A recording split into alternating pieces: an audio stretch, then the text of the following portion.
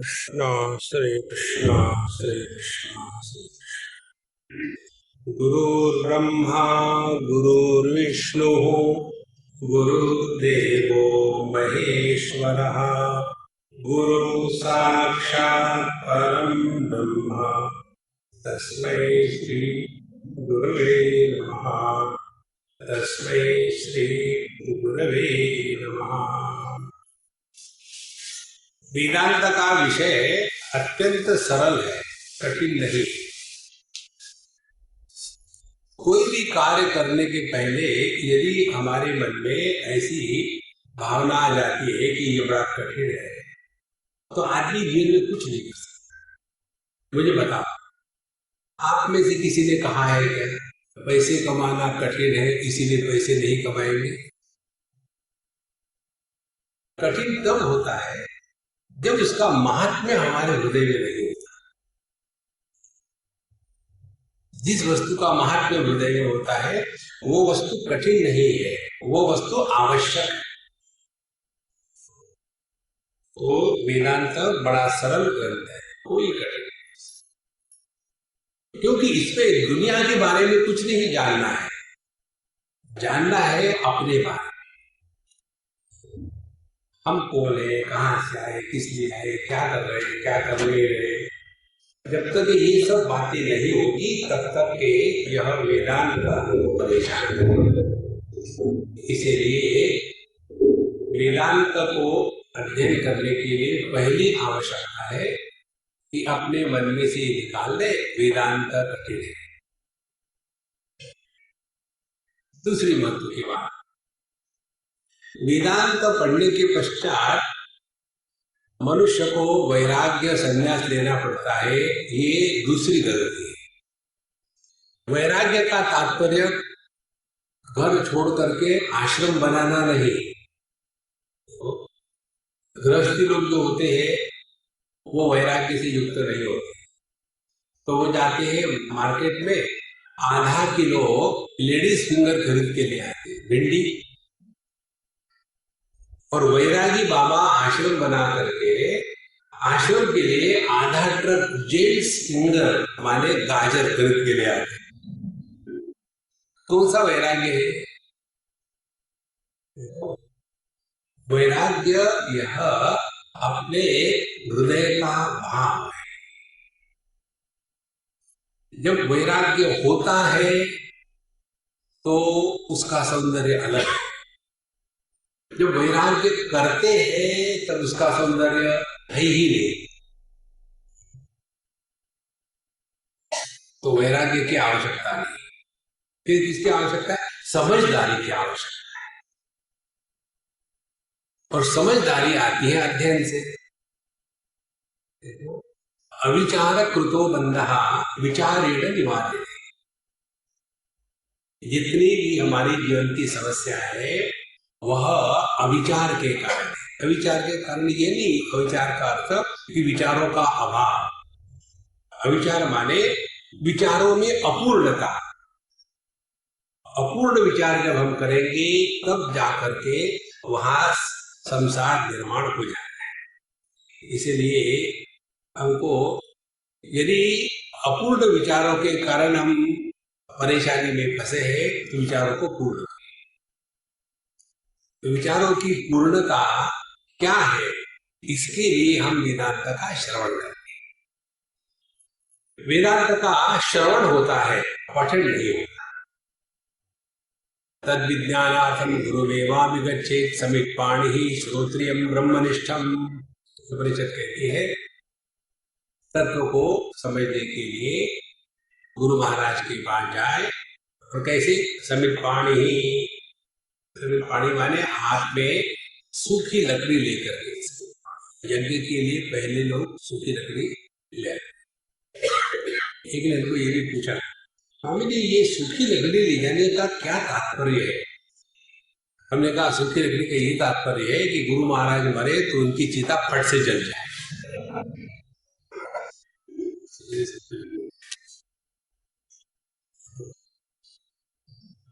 लकड़ी का सूखापन हमें, अब हम इसके लिए तैयार है, थोड़ी भी चिंगारी लग जाए तो आग लग जाएगी। हम लोगों का वैराग्य, सेठ जी मोटे हैं, सेठानी डबल मोटी है, सोने जवाहरात से लदबद है, चुन्नू मुन्नू जेब में गोद में बैठे हैं, एक उंगली आंख में एक की नाक में, और उस समय सेठ जी पैसों को गिन रहे हैं। तो उस समय भगवान आके दर्शन दे दे तो कहेंगे वेट फॉर ए मिनट। तो ये वैराग्य नहीं होता, तो वैराग्य का कार्टून। वैराग्य का तात्पर्य है जगत के विषयों को लेकर के, परिस्थितियों को लेकर के मन में एक भी विचार उत्पन्न नहीं। अब वैराग्य का एक उदाहरण है, आप ये कैमरे के सामने खड़े रहो तो कैमरे में वैराग्य नहीं है, क्योंकि ये संस्कार निर्माण करता है अपने में। दर्पण के सामने खड़े रहो तो दर्पण पर उसके सामने कौन है उसके संस्कार निर्माण नहीं होते। कोई एक सुंदर विश्व सुंदरी गई दर्पण के सामने तो दर्पण नहीं कहता यार थोड़ी देर और रुक जाओ, और हमारे जैसा खुसट गया तो दर्पण नहीं कहता अरे हट यार दूसरे को आने दे। वैराग्य का तात्पर्य है अपने हृदय पर कोई संस्कार निर्माण।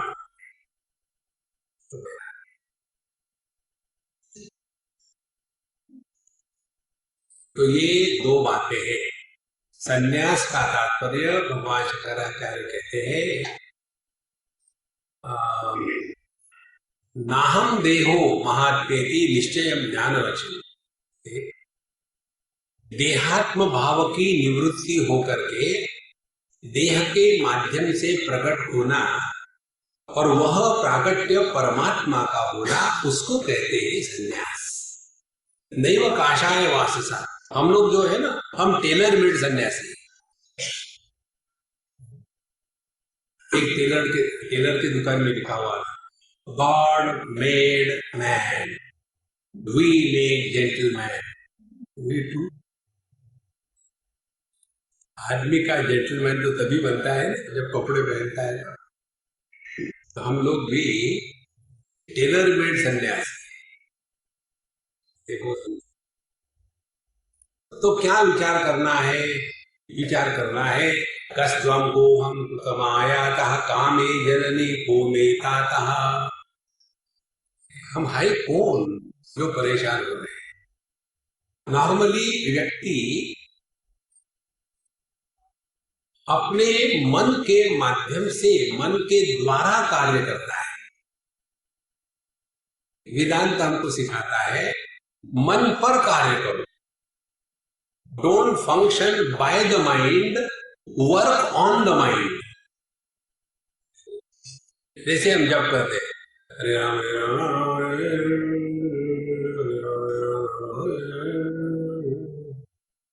ये है मन के द्वारा कार्य करना। हम आपसे बोल रहे हैं, ये मन के द्वारा कार्य कर रहे हैं। अब मन पर कार्य करना है, वर्क ऑन द माइंड। मन पर कार्य करने वाले कैसा? हम कहीं गए, किसी वस्तु को देखा, देखने के बाद उस वस्तु के बारे में विचार शुरू हो गए और ये वस्तु आवश्यक है, ये वस्तु मेरे पास नहीं है, ये वस्तु सुख का साधन है, ये वस्तु मुझे नहीं मिली तो जी कर क्या करेंगे। ये सब समझ करके उस वस्तु के प्रति जो हमारे मन का प्रक्षेपण है उसको वही रोक करके आगे बढ़ो, तब हम जाकर के मन पर कार्य करें। तो हमको सजग रहना है, सावधानी का नाम साधना है। तो उसके लिए हमको जानकारी चाहिए, और जानकारी है इस पंचदशी के ग्रंथ में 15 अध्याय है, उसमें से तीसरा अध्याय निकाले। प्रश्न मत पूछना तीसरा अध्याय क्यों है। क्योंकि दो प्रकार के व्यक्ति हमारे जेल में आए हैं, एक बच्चे और दूसरे बूढ़ा। बच्चे जब आते हैं तो उनके प्रश्नों में जिज्ञासा होती है, बुढ़ाओ जब आते हैं तो उनके प्रश्नों में कंप्लेन होती है। महाराज जी, ये दुनिया भगवान ने इतनी दुख वाली क्यों बनाई? कंप्लेन। तो जो कंप्लेन करते हैं वो मन के द्वारा कार्य कर रहे हैं, और जो इंक्वायरी करते हैं वो मन पर कार्य कर रहे हैं। तो ये तीसरे अध्याय का नाम है पंचकोश विवेक। पंचकोशों में हम फंसे। देखो, एक बार की बात है, एक बड़े स्वामी जी महाराज थे, हम नाम लोग नहीं बताए, और वो जा रहे थे, उनके ड्राइवर ने हमें बताया। हम जब गए, हमने कहा कहो महात्मा जी कैसे हो? तो अरे महाराज जी, मैं कहा महात्मा हूँ। हमने कहा ये तो हमारी दृष्टि है, तुम्हारी दृष्टि क्या है? हमको जो दिख रहा वही हम तुमको बोलेंगे। तो महाराज जी, हमारे महाराज जी तुमको गाली देके बुलाते हैं। हमने कहा वो प्यार करते थे उनसे, उनका प्यार वाइल्ड है, हमारा डोमेस्टिक।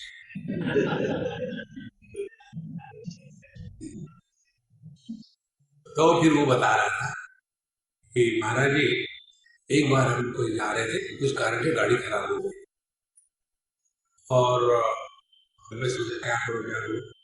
तो उन्होंने मुझे गाली दी पहले, तो कहा दे किसी को दे, दो चार गालियां दे दी। तो मैं देखा एक पेड़ के नीचे एक मैकेनिक कुछ ठाक कर रहा है। तो मैं गया, अभी कुछ कर सकते हो क्या? उसने मेरी तरफ देखा, पान थूक दिया। क्या हुआ? तो पता नहीं, वो गाड़ी बंद हो गई। आया और धक्के से वो बोनेट खोल दिया। ऐसा लेगा बोनेट के अंदर, वहां से पत्थर उठाया, होगा हाँ शुरू कर, गाड़ी शुरू हो गई। तो कितने देना है? 100 रुपए। जैसे 100 की बात करी तो सन्यासी महाराज कहते, एक ठोक दिया, 100 रुपए लेते हो, शर्म नहीं आती? सन्यासी को फ्री लेने की आदत होती, पैसे देने की नहीं आदत होती। तो बोले महाराज, ठोकने का तो मैंने 1 ही रुपये लिया है, कहाँ ठोकना है इस जानकारी की निराली ली है। बॉनेट के अंदर क्या है हमको क्या मालूम है? जगत में जब हम जीते हैं तो हर एक अनुभूति का, हर एक अनुभव का क्या हो रहा है, कैसा अनुभव होता है, किसको अनुभव होता है, क्यों अनुभव होता है, क्या उस अनुभूति से हम प्रभावित होना रोक सकते हैं, क्या उस अनुभूति के परे हम जा सकते हैं, ये सब जानकारी अपने बॉनेट के नीचे, वो जानना आवश्यक है। दे दो, चले जाओ, एक पत्थर का धक्का खाओ, 100 रुपए दे दो। इसलिए हमारे व्यक्तित्व के 5 आवरण है। लोग भजन तो गाते हैं, घूंघट के पट खोल तुम्हें पिया मिले। अब कौन सा घूंघट है? यही है पंचकोशों का घूंघट।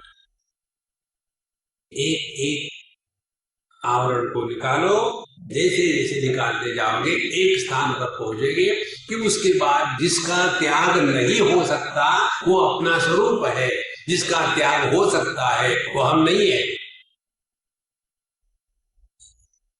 किसका त्याग हो सकता है? पत्नी का त्याग हो सकता है, हाँ जी। तो फिर हम पति नहीं है, पति नहीं है तो क्यों दुखी हो रहे हो? देखो, वेदांत के जैसा सरल सहज विषय कोई और है ही नहीं।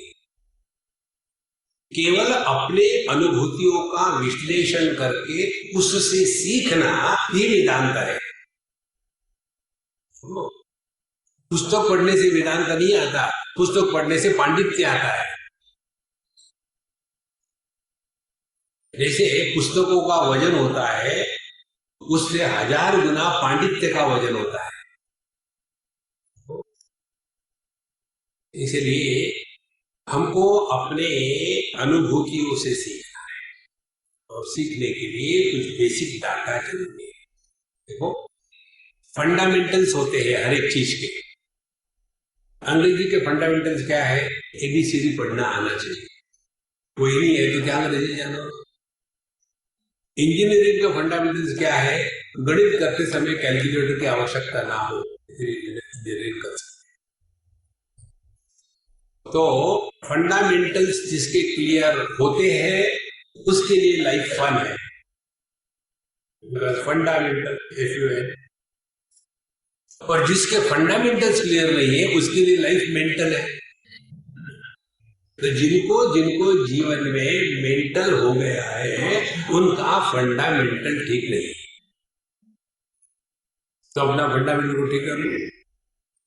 और उसके लिए हम इस ग्रंथ में तृतीय अध्याय में पंचकोश विवेक समझे। अच्छा, जो भी काम करते हैं उसका प्रयोजन क्या है? देखो, निष्काम कर्म अलग होता है और निष्प्रयोजन कर्म अलग होता है। निष्काम कर्म से हमने बच्चे पैदा किए, निष्प्रयोजन नहीं होना चाहिए। तो जो हम अध्ययन कर रहे हैं इसका प्रयोजन क्या है, किस लिए कर रहे हैं? पब्लिक को बताने के लिए हमने ये भी पढ़ा है। अभी हम अहमदाबाद में थे, वहां Indian wisdom for modern management, इस पर पिछले 15-20 साल से हर साल एक लेक्चर होता है। हमको उस लेक्चर में जाना पड़ता है। तो हर बार वो कोई ना कोई ठोक देते हाथ में। कभी गणेश जी और मॉडर्न मैनेजमेंट, कभी राम जी मॉडर्न मैनेजमेंट, कभी कन्हैयालाल मॉडर्न मैनेजमेंट। इस समय उन्होंने भोले बाबा को रख दिया है, क्योंकि देवों के देव महादेव सब पर छा गए। तो शिव पुराण और मॉडर्न मैनेजमेंट कोई विषय है ये, लेकिन कुछ भी मैनेजमेंट के लोग कुछ भी कर सकते। Because there is management is an illusion, mismanagement is the truth. There is nothing like management, it's a myth. तो वहां हमने जो कुछ ब्लफ मारना था मार दिया। उसके बाद प्रश्नोत्तरी। एक ने पूछा, स्वामी जी तांडव नृत्य कितने प्रकार के होते हैं? प्रश्न। हमने कहा मुझे मालूम भी नहीं कि तांडव भी होता है, नृत्य भी होता है, मुझे नहीं मालूम। उस दिन मैंने एक सिद्धांत सीख लिया, आपको हर एक प्रश्न का उत्तर देना आवश्यक नहीं है। You are not obliged to answer every question. फिर क्या करें? सिंपल उत्तर है, आई डोंट नो, खल्लास, आगे चक्कर ही नहीं। तो हमने इसका इस्तेमाल किया, आई डोंट नो। फिर उन्होंने कहा मैंने गूगल किया था, उसमें देखा 5 प्रकार के तांडव नृत्य होते हैं। हमने कहा फिर आपको मालूम तो था, काहे को पूछा? वो इसलिए पूछा कि पब्लिक को मालूम नहीं था कि मुझे मालूम है। नारायण महाराज, जब कोई भी ज्ञान पच जाता है, जैसे कोई भी खाना पच गया, तो पचने के बाद वो हमारे शरीर के जो पेशियां है, the tissues, they are built up. फिर शरीर को चलाने के लिए जो शक्ति है वो शक्ति दी जाती है। यदि खाना पच गया तो, और यदि खाना पचा नहीं, उल्टी से बाहर आ गया तो, उल्टी माने जो सीधी नहीं है। इसी प्रकार से वेदांत का ज्ञान जब पच जाता है तो उल्टी के रूप में बाहर नहीं आता। और उल्टी चाहे किसी भी चीज की हो, किसी ने समझो रसगुल्ला रबड़ी खाई हो, उल्टी हो गई, हम ये कहेंगे कोई बात नहीं, नहीं खाया तो अच्छा था। यह ज्ञान हमको अपने जीवन के साथ एक करना है, तब जाकर के हमने वेदांत का श्रवण किया है। तो इसका प्रयोजन क्या है? अपने स्वरूप को पहचानना। गुहाहितं ब्रह्म यत्तत् पंचकोश विवेकतः बोद्धुं शक्यं ततः कोश पंचकं प्रविविच्यते। गुहाहितं गुहा के अंदर में, गुहा का तात्पर्य बंगाली नहीं, बंगाली में नाम होता है गुहा। गुहा जी आ जाओ, गुहा माना बंगाली। गुहा का तात्पर्य ये भी नहीं कि हम किसी गुफा में गए। आप सभी के सभी एक ग्रंथ के निश्चित मारे होंगे, और वो ग्रंथ है ऑटोबायोग्राफी ऑफ योगी। हर एक के जीवन में वो धक्का मारने के लिए आता ही है, और उसमें आता है कि एक व्यक्ति लाहिरी महाशय, उनको बताया गया तो इस गुफा में ध्यान करते थे। उसको लेकर के लोगों के दिमाग में गुफा। एक जवान लड़का हमारे पास है, लोनावला की, स्वामी जी मैं हिमालय में जाकर के गुफा में ध्यान करना चाहता हूँ, आशीर्वाद दीजिए। हमने कहा कि मैं नहीं दूंगा।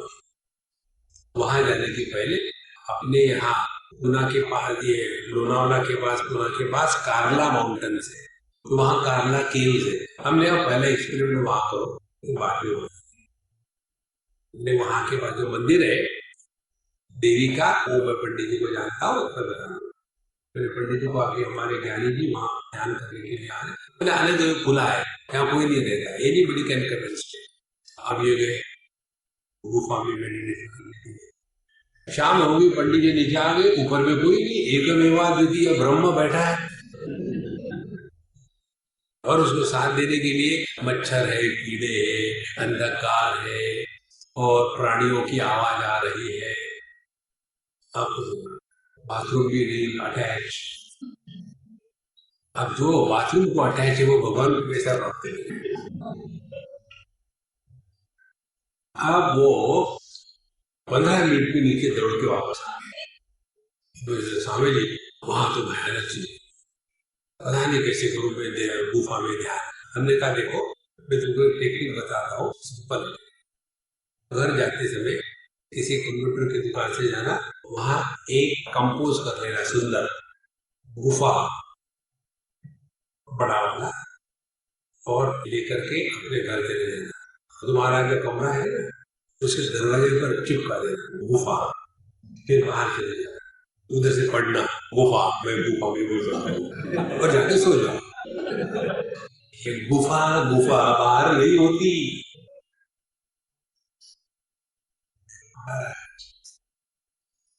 आप ऋषिकेश में चले जाओ, महर्षि महेश जी ने वहां 64 गुफाएं बना के रखी। उन गुफा में वो भी कभी बैठे थे, और आज तक मच्छरों की सिवा वहां कोई नहीं रहे, तो सभी मच्छर रियलाइज हो गए क्योंकि गुफा में बैठे। गुफा का तात्पर्य है हमने अपने आप को किसी के नीचे ढक दिया है। तो ये पंचकोश होते हैं, तो पंचकोशों के नीचे हम ढक गए। जैसे कोई एक बल्ब हो, उसपे बिजली हो, प्रकाश हो, उसके ऊपर एक समझो मलमल का कपड़ा डाल दिया हो, दूसरा कपड़ा हो कॉटन का खादी का, तीसरा कपड़ा हो एक धीन सा ब्लैंकेट, चौथा कपड़ा हो रजाई, और पांचवा कपड़ा हो टारपोलिन। अब उसके नीचे जो प्रकाश है उसको देखने के लिए क्या करना पड़ेगा, एक एक आवरण को हटा। आवरण को हटाने के बाद प्रकाश निर्माण नहीं होता, जो है वही प्रकट होता है। भाई प्रकट कृपाला लीला दया, भगवान प्रकट होते हैं, वो है ही। तो ये अपने पंचकोशों को हटाने का जो विचार है, उसके द्वारा धीरे धीरे धीरे धीरे हम इन पंचकोशों से अपने आप को मुक्त करने के बाद कहीं जाना नहीं है, फिर इन्हीं पंचकोशों से अब खेलना है। Life is a good game to play. जंगलों में नहीं जाना है। इसलिए पंचकोश प्रविविच्यते, हम आपको अब पंचकोश कराएंगे। इस विवेक के द्वारा हम इन पंचकोशों से अपने आप को अलग करें। जैसे हम धान कूटते हैं, धान कूटने का तात्पर्य बहू को परेशान करना एक हो सकता है, लेकिन मूल प्रयोजन क्या है धान कूटने का? ताकि उसमें से चावल निकल आए और जो कचरा है वो निकल जाए। उसी प्रकार से विवेक का तात्पर्य हमको अपने आप को पहचानना है। अब क्या क्या पंचकोश है वो बताते हैं। देहातभ्यंतर प्राणः, प्राणातभ्यंतरम मनः, ततः कर्ता ततो भोक्ता गुहासेयं परंपरा। और अगले इसमें कहते हैं, अच्छा एक एक को निकेट करेंगे। देहातभ्यंतर प्राणः, पहला जो कोश है बाहर का वो है देह, जिसको कहते हैं अन्नमय कोश। फिर उसके अंदर है प्राणमय कोश, जिसके कारण प्राणों के कारण देह में जीवन रहता है। तो दूसरा है प्राणमय कोश। प्राणादभ्यंतरम मनः, मन से भी नीचे जो अपने स्वरूप को ढक के रहता है वो मनोमय कोश। मनोमय कोश के भी अंदर एक और कोश है जिसको कहते हैं विज्ञानमय कोश, जहाँ कर्तृत्वाभिमान होता है।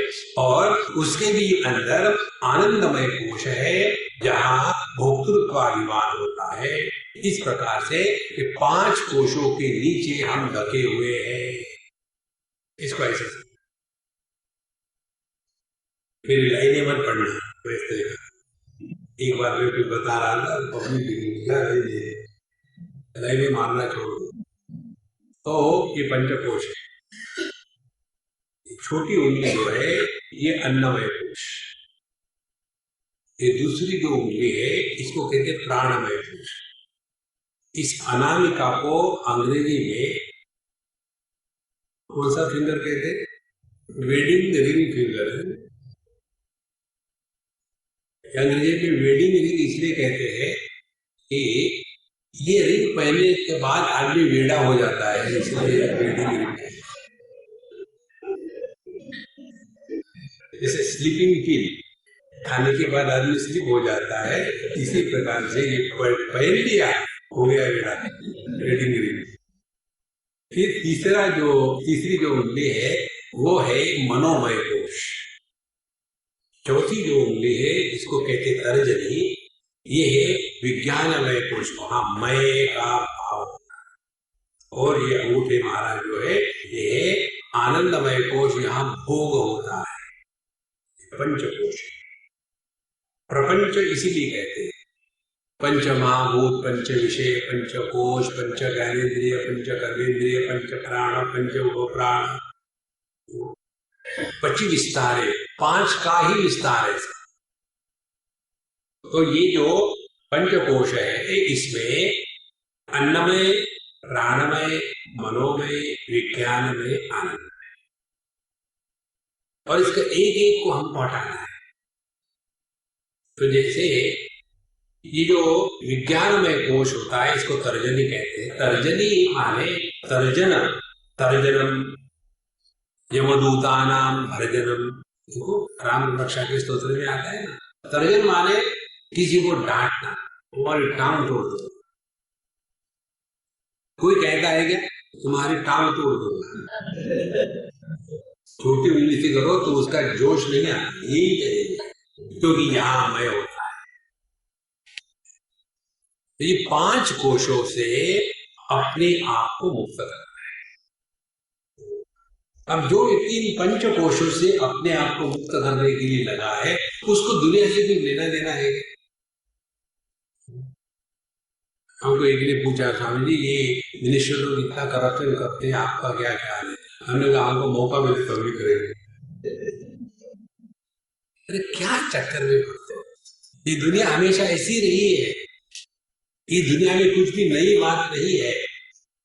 देखो जब पंडित जी जा रहे थे यज्ञ करने के लिए ताकि सभी के सभी सांप मर जाए और परीक्षित जी को तक्षक ना काटे, तो तक्षक ने क्या किया, स्वयं एक ब्राह्मण का वेश धारण करके बताया कि देखो तुम जा रहे हो, तुमको कितनी दक्षिणा मिलेगी। 100 रुपए, अच्छा मैं तुमको 1000 रुपए देता हूँ, तुम चले जाके मत करो। तो उसने 1000 रुपए लेके चले गए। मतलब तो ये कहाँ नहीं हुआ, कब नहीं हुआ, ये हमेशा होता रहा है। ये दुनिया ऐसी ही है। इन दुनिया के प्रसंगों से हमको रिएक्शन नहीं करना है, हमको समझना है। इस दुनिया में रह करके आज तक किसी को शांति नहीं, इसके चक्कर में मत पड़ना। देखो सर, इसीलिए ये जो मैं है, ये मैं इन तीनों के साथ जुड़ गया है। मैं जब मन के सुख दुख के साथ जुड़ता है तो मैं सुखी दुखी। यह मैं जब प्राणों के साथ जुड़ता है तो मैं भूखा प्यासा। यह मैं जब देह के साथ जुड़ता है तो मैं जवान बूढ़ा। और ये मैं इन 3 प्रकार के बोझों को ढोके ढोके थक जाता है। इसीलिए ये सब का त्याग करके आनंदमय कोश में आ गया, माने सो गया। सोने से वहां आनंद का भोग हो रहा है। इसीलिए आदमी सोना चाहता है सत्संग में भी।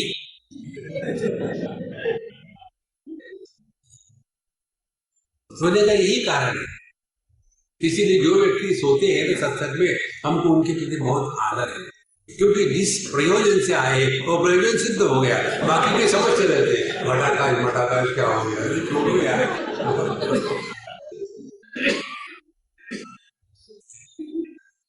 तो ये हो गए पंचकोश। गुहा इयम परंपरा। परंपरा का तात्पर्य है सबसे बाहर का अन्नमय, फिर प्राणमय, फिर मनोमय, फिर विज्ञानमय, फिर आनंदमय। जैसे सबसे पहले सदाशिव समारंभाम शंकराचार्य मध्यमाम अस्मदाचार्य पर्यंताम। पर्यंत ये परंपरा है। वंदे गुरु परंपरा। पर अपर, ऊपर नीचे, कारण कार्य। इस प्रकार से यह 5 चीजों को मिला करके गुहा कहा जाता है। अच्छा महाराज, अब ये एक पंचकोश का वर्णन करके इसको हम निगेट करेंगे, इसको हम तिरस्कार करेंगे कि हम किस प्रकार से यह पंचकोश नहीं हो सकते। पितृभुक्तान्न जातिर्या जातः अन्नेन एव वर्धते देहः सः अन्यमयः नात्मा प्राप्त ऊर्ध्व तत् अभावः। अब ये देह कैसा निर्माण होता है?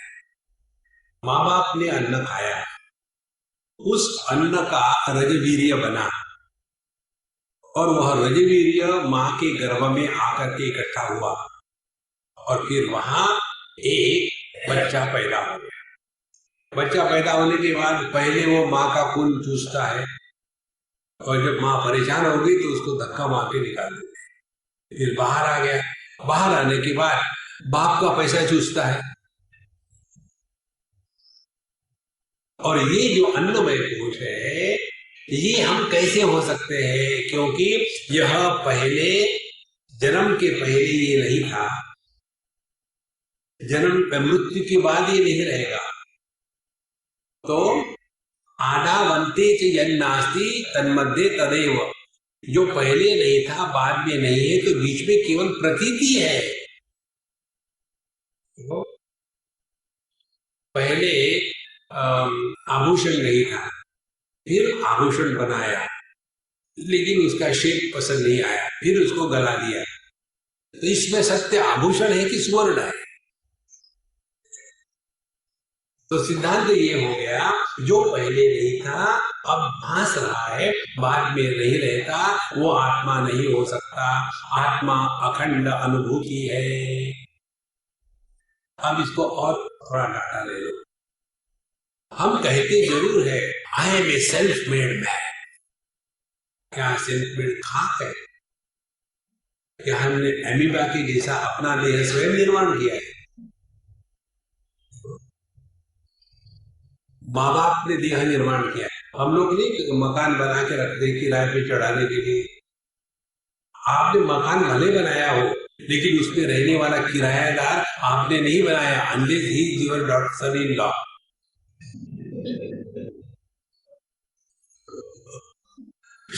तो वो जो किराएदार है, वो क्या खाए क्या नहीं करे, क्या करे क्या, इस पर ये घर के मालिक का कोई कंट्रोल है क्या? इसी प्रकार से ये जो देह है, ये माँ बाप निर्माण करते हैं। उस देह में रहने वाला देही ये माँ बाप की निर्मिति नहीं है। यदि ये बात आपके थोड़ी भी समझ में आ जाए ना, तो बच्चों को लेकर के दुखी होना आप जिंदगी भर के लिए शांत हो जाओ। क्या किया आपने? केवल समझदारी को दिखा। जैसे आपका मकान टूट गया तो फिर किराएदार वहां से निकल जाएगा, दूसरी जगह ले लेगा। इसी प्रकार से देह नष्ट हो गया तो ये जो किराएदार था वो निकल गया, मरा थोड़ी हो।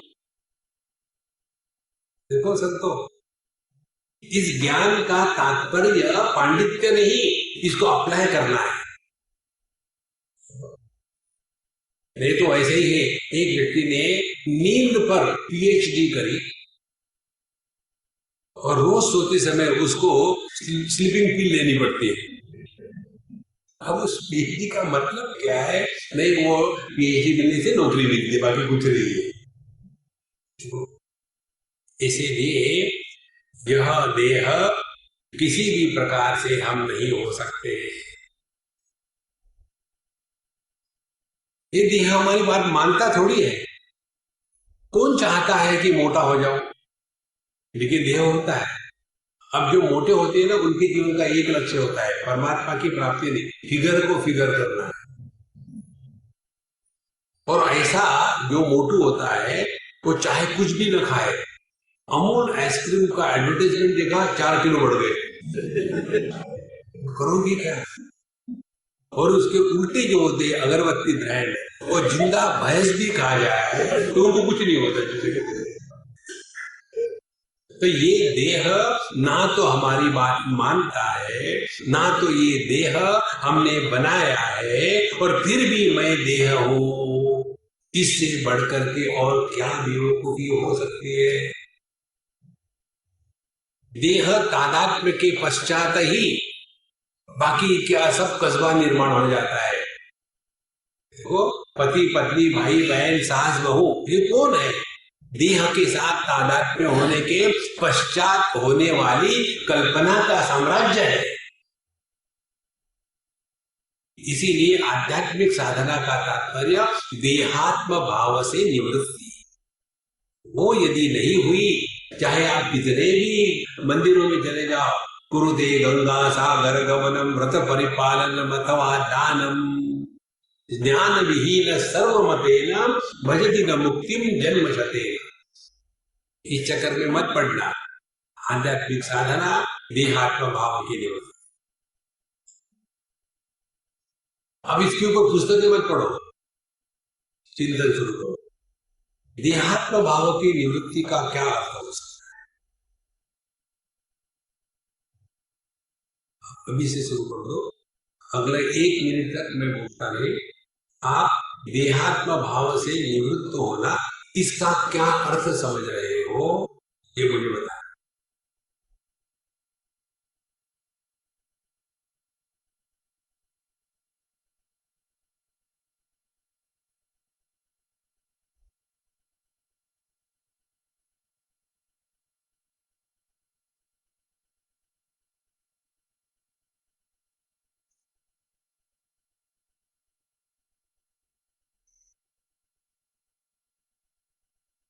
हाँ, आप सुनना, चाहे आपको कुछ समझ में आया हो ना हो, एक बात पक्की हो गई, इस 1 मिनट में आपने दुनिया का चिंतन करना छोड़ दिया।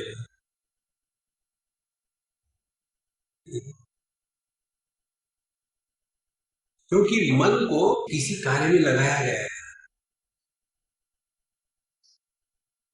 हमारे मनीराम भटकते रहते हैं, उससे नहीं होता कुछ।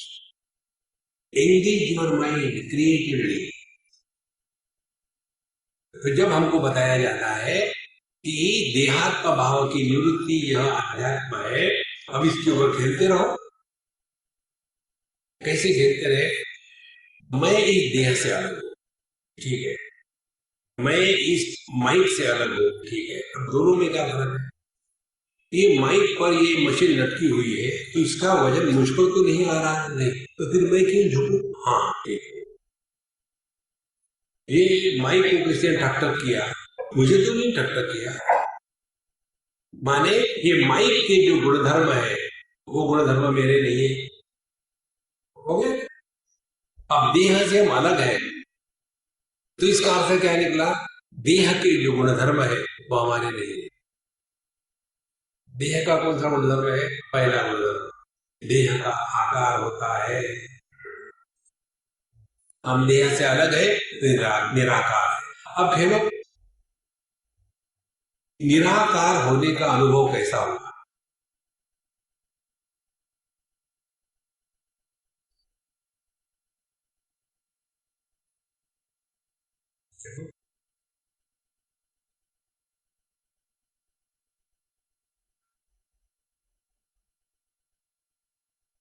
कहाँ गए वो निराकार? इसको कहते हैं निराकार। नहीं तो वही घटाकाश पटाकाश मठाकाश। तो यदि हम इस एक चीज को ले लें तो जगत से अपने आप उपरत हो जाए। और इसका जो चस्का लग जाता है, ऐसा कहते हैं कि जो शेर एक बार आदमी के खून को चख लेता है फिर भेड़ बकरी को नहीं मारता, इसी प्रकार से जिसको इसको इसका एक बार चस्का लग गया तो फिर जगत की विषय वस्तु व्यक्ति परिस्थिति आपको प्रभावित नहीं करेगी।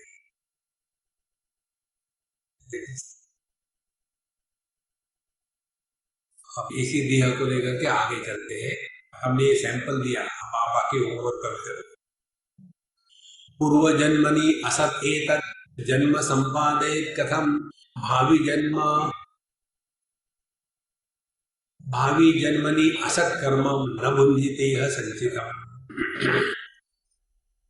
पिछले जन्म में ये देह नहीं था, हम थे, ये देह नहीं था। इस जन्म में हमने अच्छे बुरे कर्म किए, देह मर गया, मरने के बाद देह नष्ट हो गया। तो जो इस जन्म में कर्म किए उसका भोग करने के लिए ये देह नहीं है। और जिसने कर्म किए थे वो भी ये देह नहीं था, लेकिन हम तो थे ना। तो फिर हमारी स्थिति क्या हो गई? हम देह निरपेक्ष है, चाहे देह रहे या ना रहे, हम जो के थे। वो जैसे जैसे ये सूक्ष्मता बढ़ेगी आपके ज्ञान की, वैसे वैसे आपके हृदय में वैराग्य प्रकट होगा। फिर आपको छोड़ के कहीं जाने की जरूरत नहीं है। ये तो सब छोड़ छाड़ के चले गए, चलो वैराग्य देना है, और गए हरिद्वार ऋषिकेश। वहां लगे क्या किया? साधु पान बीड़ी शॉप, किस लिए? सेवा करने के लिए साधु संतों, दुकानदारी के लिए, और कुछ नहीं है। इसीलिए आध्यात्म दुकानदारी नहीं होता। देखो महाराज, जिसका ध्यान अपने स्वरूप की तरह सहज रहता है उसमें वैराग्य प्रकट हो गया है। पूर्व जन्मनि असत एतत् जन्म संपादे कथम, पहले नहीं था तो ये जन्म कैसा हुआ? तो ये जन्म खत्म होने के बाद अगले जन्म में भोग करने वाला देह नहीं हो सकता। इस प्रकार से कैसे भी विचार करो तो ये देह हम नहीं हो सकते। आगे कहते हैं, पूर्णो देहे परम यच्छन अक्षाणाम प्रवर्तक वायु प्राणमयो नासौ आत्मा चैतन्य वर्जना। तो हमने देह का त्याग कर दिया, किसी भी हालत से हम देह नहीं हो सकते। भगवद गीता कहती है, देहिनोऽस्मिन् यथा देहे कौमारं यौवनं जरा तथा देहांतर प्राप्ति धीरस्तत्र न मुह्यति। एक बार वाराणसी की बात है, वहां एक बड़े विद्वान सज्जन उनको कह रहे थे कि स्वामी जी, आप पुरानी बातों को ना दोहराने का बहुत ही ज्यादा जोर दे रहे हो कि बुढ़ाऊ लोग अपनी बचपन की बातें करते हैं, जवानी की बातें करते हैं, वो सबसे बड़ा पाप है। ये मुझे समझ में नहीं आता। यदि हम नहीं बताएंगे बच्चों को तो उनको कैसे पता चलेगा? हमने कहा मुझे ये बताओ, कौन से बच्चे ने चाहा है हमारा जवानी का किस्सा? Everybody is interested in their future, oldies have no future. बूढ़े आदमी को कौन सा फ्यूचर है? अब जी के क्या करे, मरते भी नहीं, ना तो जीने की तमन्ना है ना मरने का इरादा है। और जवान लोग कौन है? They have got all the future in front of them. तो इसको क्यों हम नहीं दोहराए? ध्यान से सुनना, ये आध्यात्मिक साधना है। इसलिए कि बचपन बुढ़ापा किसका होता है? देह का होता है। आप यदि अपने बचपन जवानी की बात करते रहो, माने आपने देहात्म भाव का त्याग नहीं किया है। और यदि अध्यात्म देहात्म भाव का त्याग करना है तो देह चाहे बच्चा रहे, चाहे जवान रहे, बूढ़ा रहे, आपको क्या लेना देना है? देखो, ये नहीं जान करके बस हम एल्बम के पीछे एल्बम बनाते हैं। जब मैं छोटी थी तो ऐसी दिखती थी, जब बड़ी होगी ऐसी दिखती हूँ, हम ऐसी दिखती हूँ। आपको कैसे लगता है? और ये एल्बम मालूम है क्या होता है? जैसा अल कायदा है,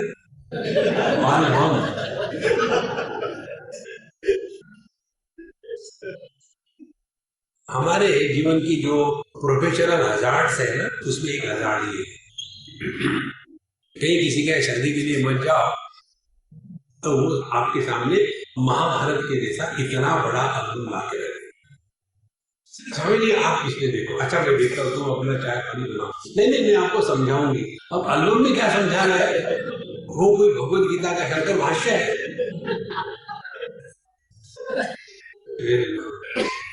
और फिर वो बोलते, और फिर मैं भी उनके साथ खेलना शुरू कर देता हूँ। ये वो कौन है? कबूतर के जैसी दिखती है। नहीं स्वामी जी, ये मैं हूँ। अच्छा, अरे बाबा छोड़ो ये भूतकाल का भूत। जिस व्यक्ति को ये भूत चढ़ जाता है ना, भूत चढ़ने के बाद आदमी कैसा होता है? उसी प्रकार से जिनको ये भूतकाल का भूत चढ़ा है वो वर्तमान में नहीं रह सकते। जाने कहाँ गए वो दिन, बाढ़ में तुम भी जाओ। देखो संतो, इसीलिए इस अन्नमय कोश को लेकर के ज्यादा मत टाइम बर्बाद करना। यदि इसमें कोई योगी होगा तो हमसे गुस्सा करेगा, सभी योगी हमसे गुस्सा करते हैं, क्योंकि योगियों का तात्पर्य क्या? योगा माने क्या? Twisting the body, not straightening the mind. और लंबी उम्र लेके करोगे क्या? किसी को कर्ज करना है ना, ऐसा कर्ज करो, may you live long and may your grand children torture. अरे खत्म करके निकल जाओ, काहे को चिपक के रह रहे हैं दुनिया में? अब प्राणमय कोश क्या है?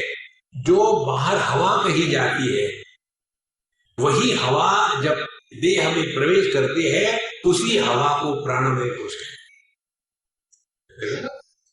पूर्णो देहे बलम यच्छन अक्षाणाम जब प्रवर्तकः, तो यह हवा द्वादशांगुल कहते हैं। द्वादशांगुल माने ये इतने, इसको क्या कहते हैं हिंदी में मुझे पता नहीं, ये इतना वित्त वित्त कहते शायद। इस अंगूठे से लेकर छोटी उंगली तक ये जो डिस्टेंस है ये 12 उंगली का होता है। तो ऐसा कहते हैं योग शास्त्र में, ये सब 12 उंगली का चक्कर है। अपने नाभि से लेकर के ये मूलाधार से लेकर के नाभि तक 12 उंगली, इतना अंतर होता है। नाभि से लेकर के अनाहत तक इतना अंतर होता है। अनाहत से लेकर विशुद्ध तक उतना ही अंतर होता है। विशुद्ध से लेकर के आज्ञा तक उतना ही अंतर होता है। आज्ञा से लेकर के सहस्त्रार तक 12 उंगली होती है। और सहस्त्रार के बाहर 12 उंगली तक, वहां से फिर मनुष्य का जीवन शुरू हो जाता है। तो जो हवा 12 उंगली के क्षेत्र में आ गई, फिर उसका प्राण में कन्वर्शन होना शुरू हो गया। जैसे बिजली जब बल्ब में आ गई तो उसका प्रकाश में कन्वर्जन होना शुरू हो गया। और ये जो प्राण बना है, हवा तो एक ही है, एक ही हवा 5 भागों में फंक्शनली बांटी जाती है, स्ट्रक्चरली नहीं। तो प्राण अपान व्यान उदान समान, ये 5 प्रकार के जो फिजियोलॉजिकल फंक्शंस है वो बना करके यह देह का, इंद्रियों का रक्षण करती है, उनको शक्ति प्रदान करती है। यह प्राण भी आत्मा नहीं हो सकता। योगी लोग कहते हैं प्राण ही आत्मा है, लेकिन प्राण आत्मा इसलिए नहीं हो सकता कि जो नियंत्रित किया जाता है वह नियंत्रण करने वाले से अलग हो सकता है। जैसे हम आपके पास माइक के माध्यम से पहुंच रहे हैं, माइक नहीं बोल रहा है, माइक के पीछे हम बोल रहे हैं। इसी प्रकार से प्राणों के कारण हम जिंदा नहीं है, हमारे कारण प्राण आ जा रहे हैं। कठोपनिषद में आता है, न प्राणेन न अपानेन मर्त्यो जीवति कश्चन इतरेण तो जीवन्ति यस्मिन् एतो उपाश्रितम्। हम प्राण अपान के कारण जिंदा नहीं है, हम जिंदा है इसीलिए प्राण अपान का चलन वलन हो रहा है। और इसीलिए यह प्राण जो है नियम में है और हम प्राण के नियामक है, इसीलिए यह चैतन्य वर्जित है। प्राण में चैतन्य नहीं होता तो यह जड़ आत्मा नहीं हो सकता। अब आते हैं मणिराम के पास। मन क्या कहता है? अहंताम ममताम देहे गेहादौ च करोति यः कामाद्यवस्थया भ्रान्तः नासावात्मा मनोमयः। अब ये मनोमय आत्मा जो है, मनोमय कोश है, ये भी नहीं आत्मा हो सकता, क्योंकि यह देह में और दुनिया में 2 प्रकार से संबंध प्रस्तावित करता है। मनुष्य शब्द की परिभाषा है मनसा सीव्यति इति मनुष्य, जो मन के धागे से अपने आप को दुनिया से सी लेता है, उसको कहते हैं मनुष्य। पशु नहीं करते कोई रिश्ते निर्माण, मनुष्य निर्माण। तो ये मन दुनिया के वस्तु व्यक्तियों के साथ ममता का संबंध प्रस्थापित करता है। ये मेरी कार है, ये मेरा घर है, ये मेरा मकान है, ये मेरी बीवी है। वस्तु व्यक्ति के साथ ममता का संबंध, और अपने देह के साथ ममता और अहंता दोनों का संबंध। तो यदि आपको एक कोई वस्तु है, एक धागे से बांधी है तो धागे को काटना है, और दूसरी वस्तु है 2 धागे से बांधी है, धागे को काटना है, तो आसान कौन सा रहेगा? एक धागे से बांधी हुई वस्तु को काटना। इसी प्रकार से जब तक के जगत के प्रति ममता का भाव है, तब तक के अहंता का निराकरण नहीं हो सकता। क्योंकि ममता क्या है? अहंता के एक्सटेंशन को ममता कहते हैं।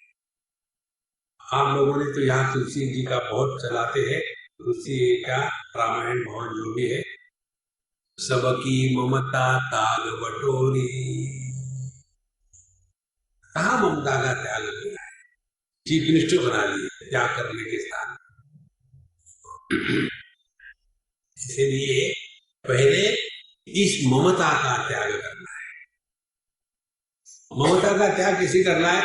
समझदारी से। जो बात समझदारी से होती है वो साधना है, जो जबरदस्ती से होती है वो संसार है।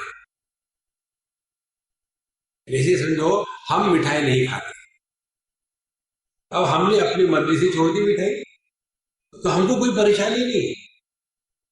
और यदि किसी को मिठाई इसलिए छोड़नी पड़े कि डॉक्टर ने बताया है अब आपके शरीर से गन्ने का रस निकलेगा, पेशाब नहीं निकलेगी, तो अब मिठाई खाना बंद कर दो, नहीं तो मर जाओगे। अच्छी बात है, ठीक है, बंद कर देते। लेकिन डॉक्टर साहब कोई दवाई लेकर के नहीं खा सकते। इसी प्रकार से समझदारी से जिस वस्तु का त्याग होता है उसको वैराग्य कहते हैं। फिर वो वस्तु सामने भी रहे तो कोई प्रभाव नहीं है।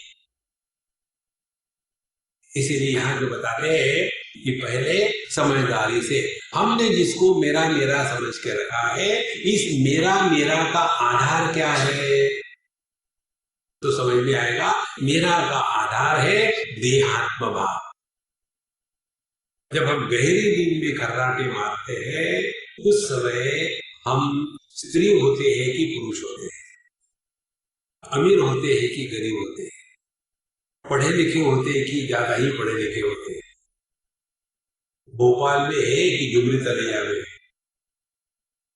2013 में है या 1947 में है, सब गायब। ये सब की सत्ता देहात्म भाव के पश्चात हुई। तो यदि हमको इस जगत से वैराग्य प्राप्त करना है, जगत के प्रभाव से अपने आप को बचाना है, तो साधना क्या हुई?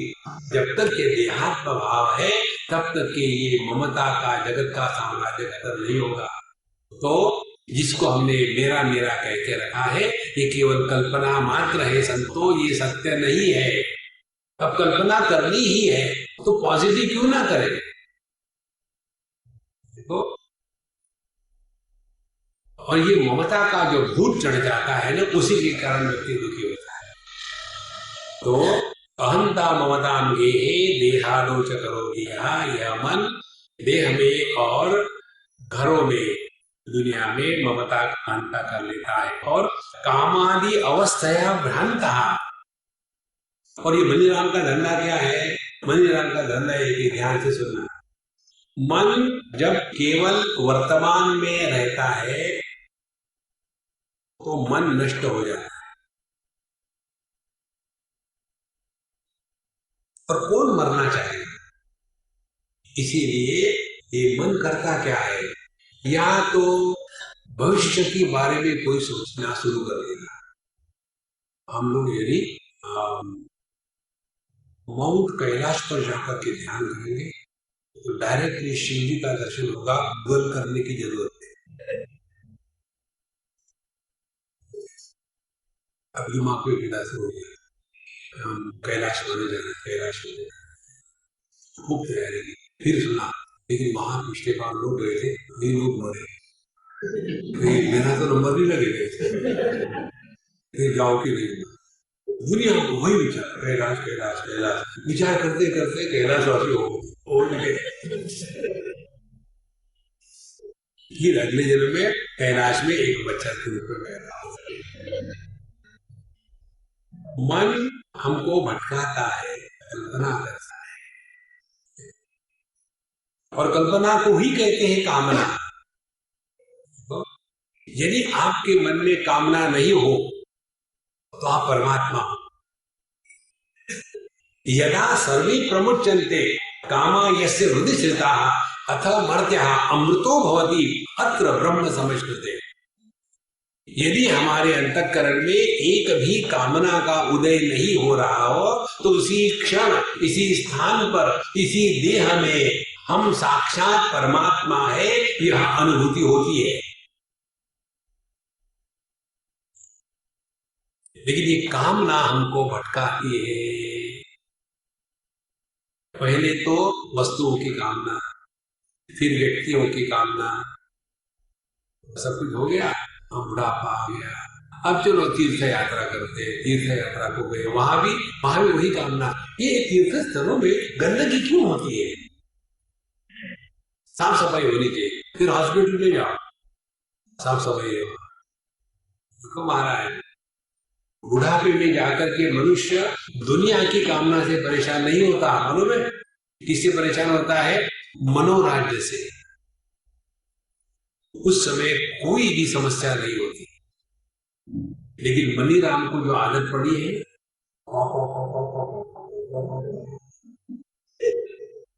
कोई समस्या नहीं है। एक दिन की बात है, उनका बिजनेस जबरदस्त चल रहा है, बच्चे दो है, दोनों अच्छे, दोनों की शादियां होगी, दोनों को एक एक बीवी, दो दो बच्चे। सबका स्वास्थ्य ठीक है, किसी भी प्रकार की समस्या नहीं है। और हमको अम्मा कहती हमें नहीं, ये हमेशा डर लगता है, बड़ा दुख, क्या हो गया आपको? सब कुछ ठीक है, कहीं किसी की इसको नजर तो नहीं लग जाएगी, माने मरे राम चले गए भूत भविष्य में। देखो, ये मन ही हमको बेवकूफ बना रहा है।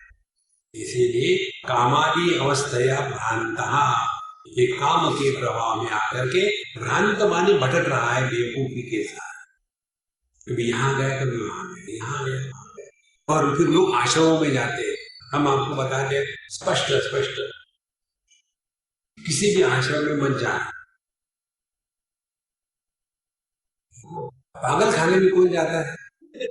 पागल आदमी जाता है। उसी प्रकार से आश्रमों में वो जाते हैं जिन्होंने अपना सत्यानाश कर लिया है, घर को बर्बाद कर लिया है, फिर भी तसल्ली नहीं हुई तो बदला निकालने के लिए आश्रमों में जाते हैं। देखो संतो, फिर करें क्या? अपने घर को आश्रम बनाओ। गृहस्थाश्रम शब्द है, और घर को कैसे आश्रम बनाओ? हमको बुलाओ खाने के लिए। जहां बाबा जी होता है वहां आश्रम होता है। लेकिन जब बाबा जी आश्रम बनाता है तब वो बाबा जी नहीं होता। नारायण कामाद्यावस्थया भ्रांतः न सब आत्मा मनोमय, तो ये मनोमय कोश भी आत्मा नहीं हो सकता। इस प्रकार से हमने 3 कोशों का आवरण हटा लिया। बाकी के 2 कोश को हटा करके आगे क्या करना है, क्या नहीं करना है, इसको हम कल देखेंगे। यह पुस्तक शायद उपलब्ध होगी बाहर, पुस्तक ले लो ताकि आपको पता चलेगा कि मैं झूठ नहीं बोल रहा हूँ। ओम पूर्णमदः पूर्णमिदं पूर्णात् पूर्णमुदच्यते पूर्णस्य पूर्णमादाय पूर्णमेवावशिष्यते। ओम शांति शांति शांति। हरि ओम। श्री गुरुभ्यो नमः। हरि ओम।